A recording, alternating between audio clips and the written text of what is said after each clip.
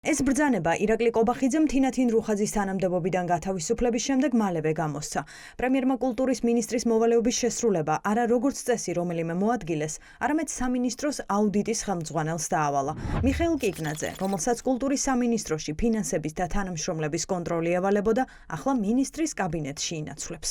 არ ვიცი ხა რატო არ დანიშნა სხვა კომპეტენციის მიხედვით ალბათ შეირჩა ის ადამიანი, ვინც მიკაც.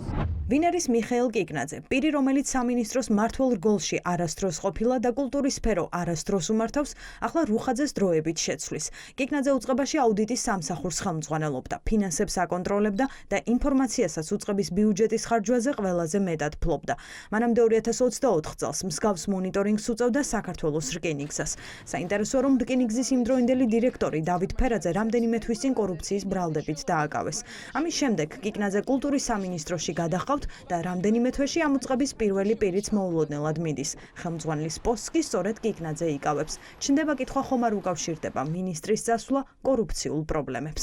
მეც გავიგე ეს ინფორმაცია სოციალური ქსელით და ეს ინფორმაცია რაც იყო მოცემული, არანაირი ესე ვთქვათ, უფლება არ მაქვს რომ რაღაც ეჭვი შევიტანო. თინათინ რუხაძის მიმართ კითხვა არ არსებობდა, მაგრამ კიდევ ერთხელ ვამბობ, ნებისმიერი პოლიტიკური თანამდებობისპირი არ არის საუბარი მხოლოდ თინათინ რუხაძესთან დაკავშირებით. ნებისმიერი პოლიტიკური თანამდებობისპირი, რომელსაც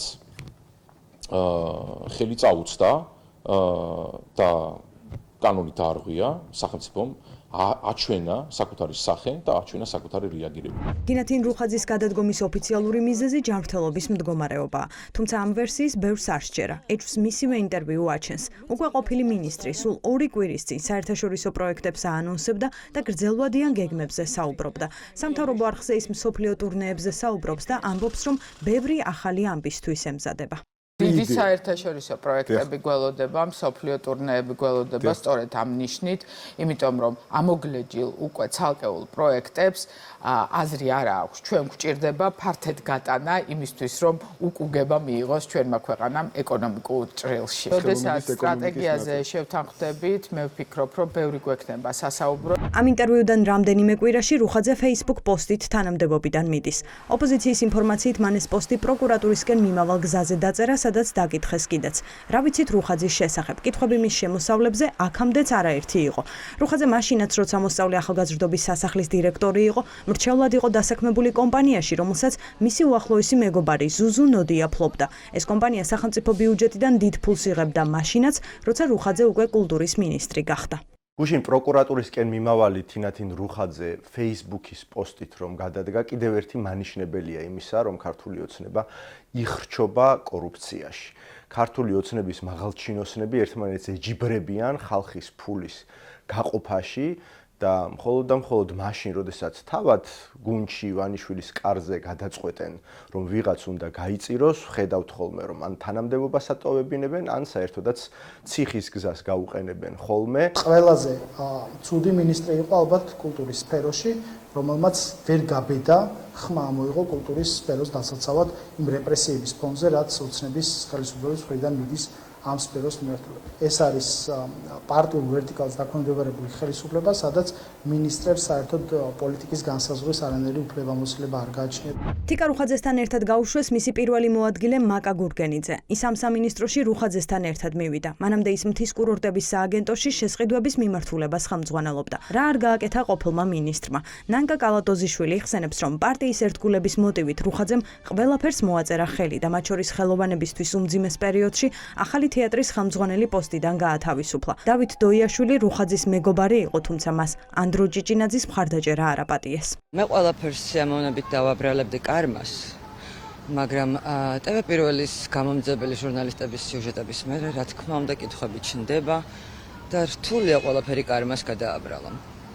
თან როცა ამდენი მიღწევა ქონდა ქალბატონ თინათინს, რომელმაც ერთ-ერთი ყველაზე წარმატებული თეატრი პირდაპირ მნიშვნელობით მოკლა, რომელიც ისე გვერდში ედგა სახელოვნებო სფეროს, რომ თავადაც იცის, რომ უდანაშაულო ანდრო ჭიჭინაძე ციხეში ავრი წელი და ერთხელ, მაგრამ მე დავაპატიჟე სპექტაკლის ნახვა თუ უნდა და სასამართლოებზე ვეპატიჟებოდი, იმიტომ რომ ამაზე, ცუდ სპექტაკლებზე, მაგრამ სპექტაკლი იყო. რომ რაღაცნაირად თვითონ ენახა ერთხელ მაინც ეს პროცესი და ძალიან გვერდში დაგვიდგა, რაც რთული არ დაუფასო ახლა ამ ქალბატონს. გელათი ისევ მდგომარეობაშია და არ ვიცი, აი ქალბატონი თინათი, რომელიც ინტერვიუების დროს მართლა მეგონა რომ ბონუსებს იღებს, იმდენჯერ ახსენებდა პარტიას და მადლობებს იხდიდა კონტექსტ ჭირდებოდა თუ არ ჭირდებოდა, უცება ის წავიდა კულტუროდ დაგვტოვა შეიძლება ითქვას, რომ არც ბრიფინგი მოაწყო, არც მადლობები გადაიხადა და ფაქტიურად შეიძლება ითქვას, რომ რაღაცნაირად გაგვეპარა. ძალიან, არ ვიცი, ჯანმრთელობას ვუსურვებ. რუხაძე თანამდებობას თითქმის 2 წელია იკავებდა. კულტურის სფეროს არ ახსენდება მის მიერ მიღებული გადაწყვეტილება, რომელმაც სფეროს სარგებელი მოუტანა.